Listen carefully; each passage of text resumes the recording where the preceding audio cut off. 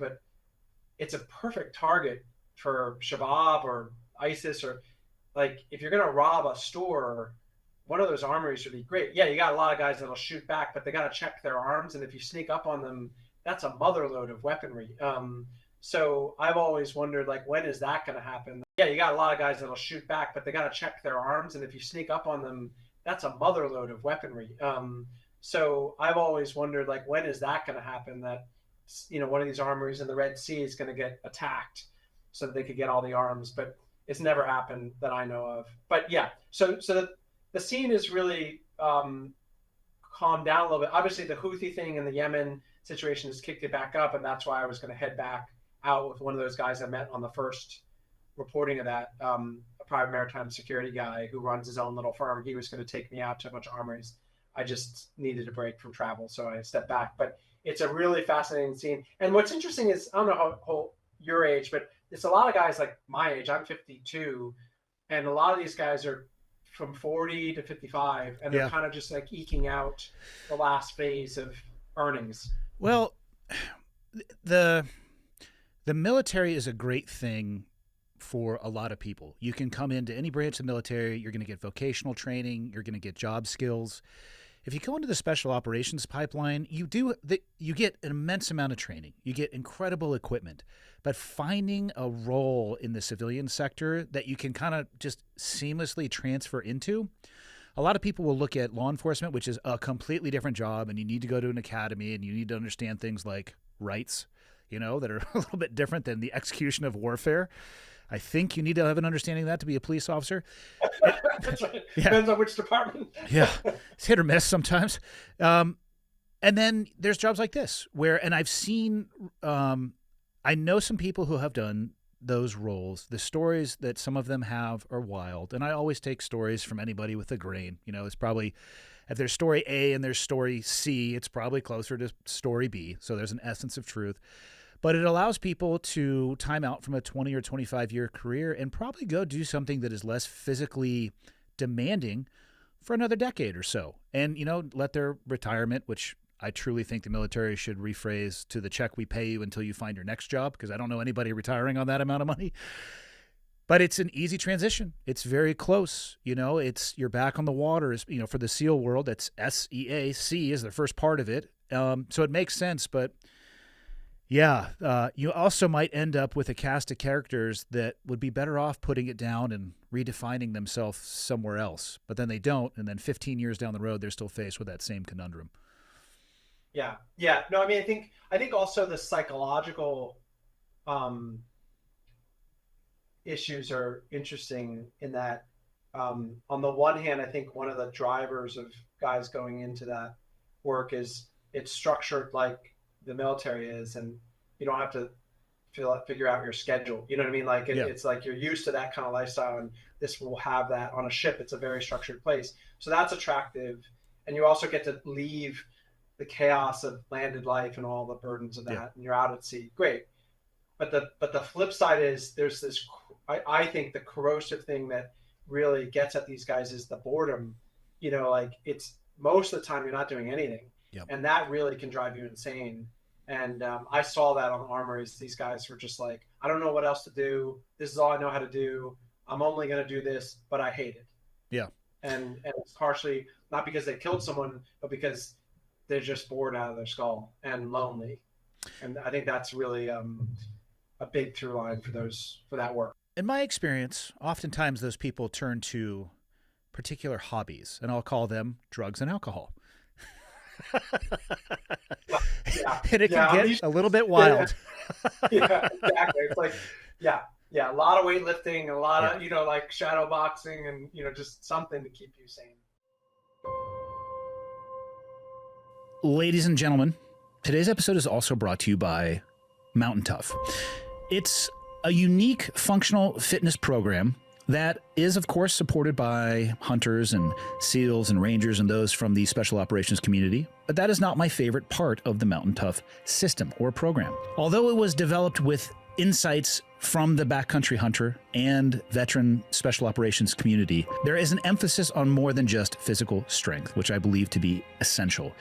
It is also about building an unbreakable mind. It is easy to build muscles from the neck down. It is far more difficult to build muscles from the neck up and the resilience between your ears. The Mountain Tough app provides the best functional fitness program directly to your phone, tablet, TV, or a web browser. So you really don't have an excuse to say, oh, I didn't know what I could be doing or should be doing, whether it's a program or inspiration or insight. It's all right there at the touch of your fingers. Some of you might be saying, well, I'm not a ex-special operations personnel. I'm also not a backcountry hunter. That's okay. For those of you who might not start out as an elite athlete, but you want to improve wherever you may be, Mountain Tough is determined to push everybody's limits. And they're going to meet you where you are with thoughtful programming, helping you achieve elite status through progressive fitness focusing on longevity, injury prevention, and holistic development. It's a story arc from wherever you are, getting as close to elite as could possibly be. So what are you waiting for? You can join the global Mountain Tough community right now. A community of people transforming their lives, bodies, and minds. Download the Mountain Tough app today and start training to always be ready for whatever it is you're trying to be ready for the backcountry, for the mission, or just life's unexpected challenges. Because when it comes to being prepared, there's no excuse to not start now. You can use the code CHANGE, which I'm looking at all capital letters, one word, at mountaintough.com on the monthly plan to get your first month absolutely free after your 14-day free trial.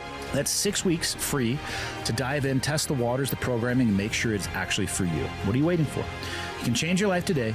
Be ready for the mountains, the mission, and just life in general.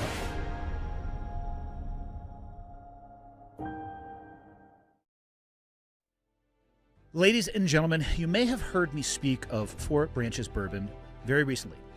This brand is more than just a bourbon company. They are building a community. Besides being the only spirits company founded by veterans from the Army, Navy, Air Force, and Marines, hence Four Branches, they have set out on a new mission to change the narrative when it comes to drinking alcohol. They fully support drinking responsibly, but their trademark message takes it to the next level with serve honorably, drink honorably. In just 9 short months, they have been able to help raise over $225,000 for multiple charities and will continue to support the veteran and first responder communities with their actions. Lastly, and most importantly, they asked me to remind you, don't drink to forget, but let's sip to remember. You can use the code IRONCLAD10 for a 10% discount when ordering online at fourbranches.com. Again, that code was IRONCLAD10, all one word, all uppercase the way I'm looking at it. And their website is fourbranches.com.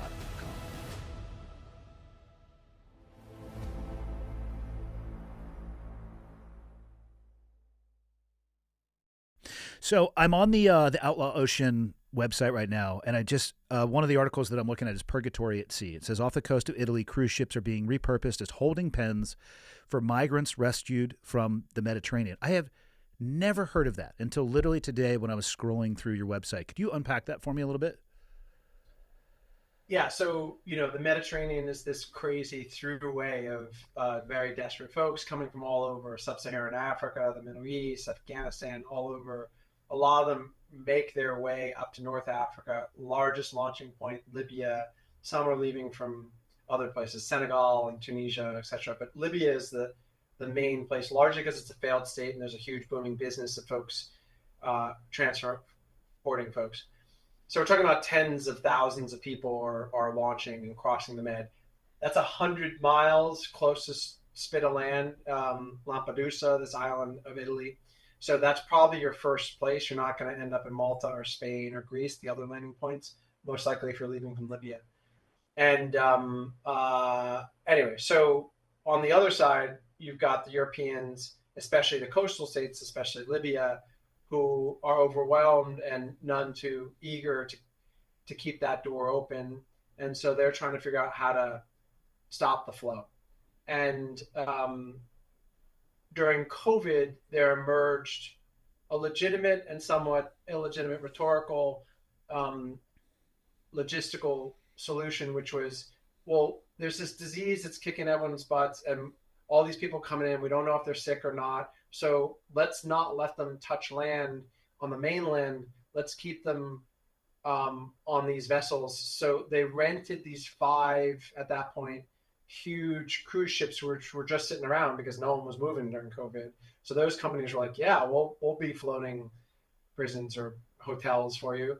And so the Italian government then said, let's get International Red Cross on board. They'll handle the logistics and management. And when these folks come in, let's put them on these vessels as we figure out what to do with them. So I heard no journalist had ever been allowed on board. I had some good inroads to International Red Cross, the president of it. I had a guy that I knew who was working for Red Cross, and he was on one of the ships, and he contacted me and said, "You got to get here. This is an insane scene."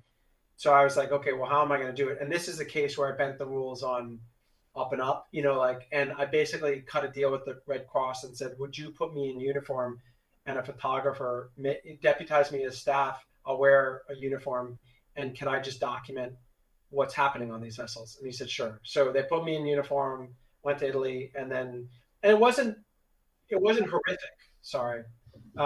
It wasn't horrific. I'm not going to say that the treatment, I mean, generally speaking, it was a fairly humane scene in a complicated um, situation, but just the sheer stories of the people on the vessels and what they had experienced before they arrived on the vessel and the likelihood that they were going to get sent back, those were the most striking revelations.